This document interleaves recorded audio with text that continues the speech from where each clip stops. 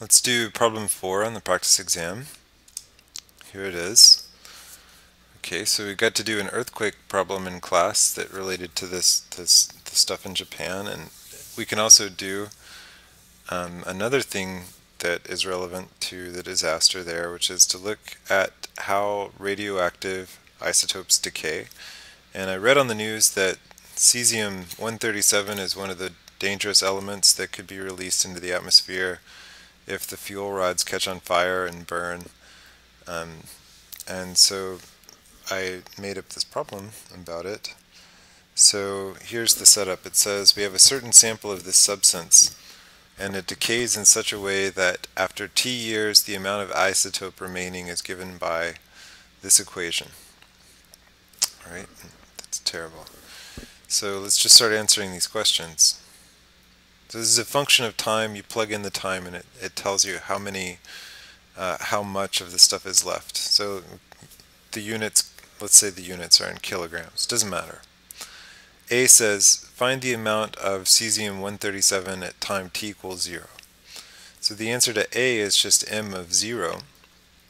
So just plug in 0 for t. And what is that going to do? That's going to put a 0 up here in the exponent. And so anything raised to the 0 power is 0, except arguably for 0, and that's a dumb argument. So anyway, e to the 0 is 0, so what I get is 13.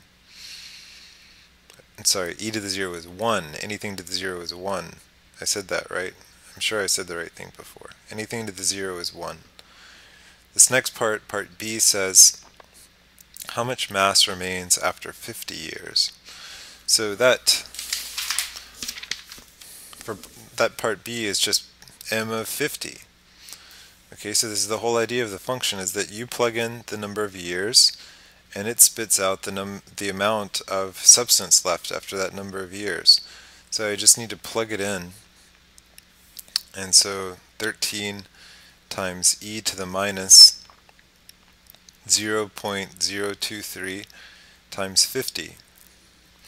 And I put this into my calculator on this sheet of paper, and it comes out to be 4.1163. Okay, so now we can take a look at what's happening. So if 13 grams are some, this 13 is the initial amount. So if that's how much gets spewed out in the nuclear cataclysm, then after 50 years we still have this much of it left. So if there were 13 kilograms originally, after 50 years there's still 4 kilograms. And part C says, at what time will half the initial amount be left? Okay, so how do we say that in algebra? How do we say that? So what we want to do is find the t that makes this true. M of t is equal to 13 over 2. Alright, so why will that work? Because that will just tell us the time at which there's half the initial amount left. The initial amount was 13, half of it is 13 over 2, so that's the equation we need to solve.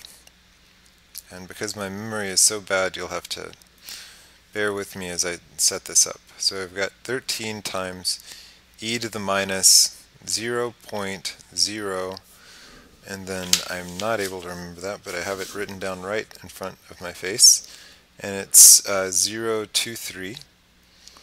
Okay, times t is equal to 13 over 2. Alright, so to answer part C, what we have to do is solve that equation. Alright, so let's do it. So we want to solve this equation. The first thing to do is to cancel those 13s. So I've got e to the minus 0.023 times t is equal to 1/2. I just cancel those 13s. And now we're solving an exponential equation, an equation with an exponential function in it. So what we want to do is apply the inverse function to both sides. So apply natural log to both sides.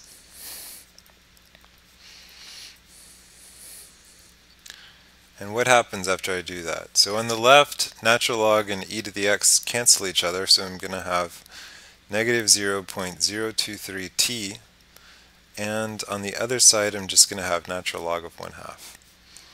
And things are great because natural log of 1/2 is just a number. T is not in the exponent anymore, and so all I have to do to solve for t is to divide through by this stuff. And I find out that t is equal to the natural log of 1/2 divided by negative 0.023. And that actually turns out to be a positive number because remember,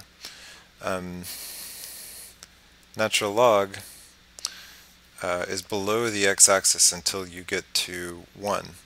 So here is natural log of 1/2. It's going to be some negative number. This will be negative over negative is positive. And in fact, it turns out to be 30, this will turn out to be approximately 30.17.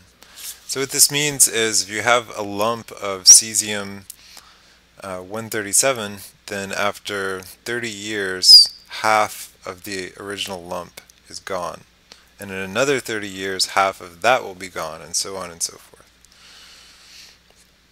And that's it.